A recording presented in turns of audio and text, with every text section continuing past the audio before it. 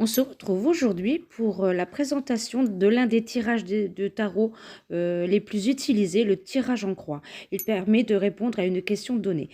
Bien sûr, il s'agit de bien formuler cette interrogation en évitant les négations, hein, par exemple.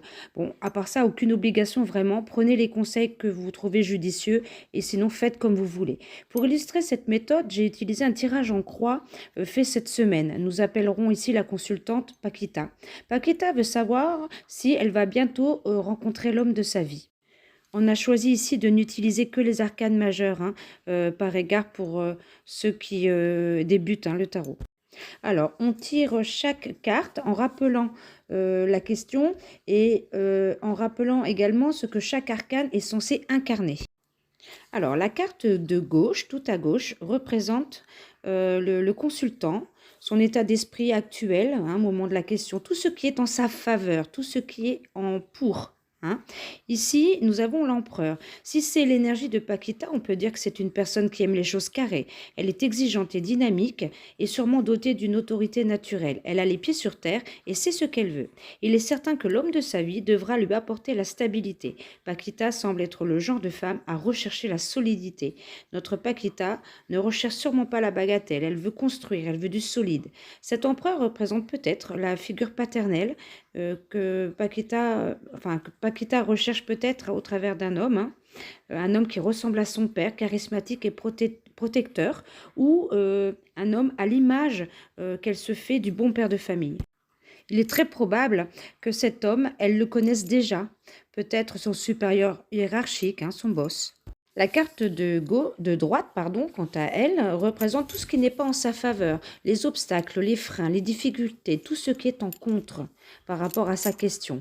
Elle vise peut-être trop haut notre Paquita, puisqu'ici nous avons la tour, l'arcane de la tour.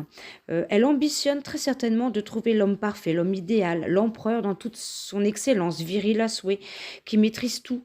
Mais existe-t-il vraiment? Cela a sûrement dû déjà lui jouer des tours, hein, dans le passé. Notre Paquita, dans ses relations précédentes, a dû tomber de haut et a eu sûrement des difficultés à se reconstruire ensuite. Hein. Voilà, pour cette carte, nous passons maintenant à la carte du haut. La carte du haut qui représente le conseil du tarot ou les influences extérieures. Alors, là, avec la carte de la roue de fortune, je dirais que c'est à notre consultante, hein, de saisir sa chance au lieu d'attendre passivement. Notre Paquita doit se montrer attentive aux opportunités de rencontrer, pour ne pas de rencontrer cet homme, hein, pour ne pas les laisser passer, le laisser passer aussi. La roue de fortune l'encourage aussi à accepter de changer en lui rappelant, hein, que pour éviter de tourner en rond et pour éviter les échecs à répétition, il va peut-être falloir qu'elle change très certainement en revoyant, pourquoi pas, hein, ses critères de sélection. Passons pour terminer à la carte positionnée en bas qui en fait représente le résultat. Avec cet arcane du soleil, le tarot semble vouloir dire à notre Paquita que l'homme idéal pour elle, hein, celui avec qui elle pourra envisager une éventuelle union et peut-être même de faire des enfants, ce sera celui qui la laissera briller. Ensemble, ils pourront former un couple uni. En écoutant les conseils de la roue de fortune, elle sera en mesure de tomber sur un homme chaleureux, généreux et qui sera aussi un très bon père. Parce que oui, hein, l'arcane du soleil représente également le père. Et là, cette carte, je ne sais pas pourquoi j'ai choisi ce jeu, mais regardez bien la statue derrière qui est en plein soleil.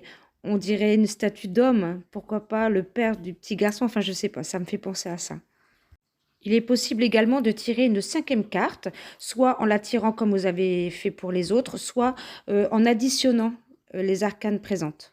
Mais ce n'est encore une fois pas obligatoire.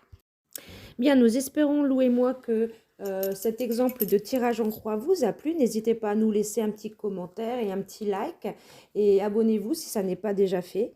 Hein, ça fait toujours plaisir de vous compter plus nombreux parmi nous. Et puis on se dit à bientôt, bisous!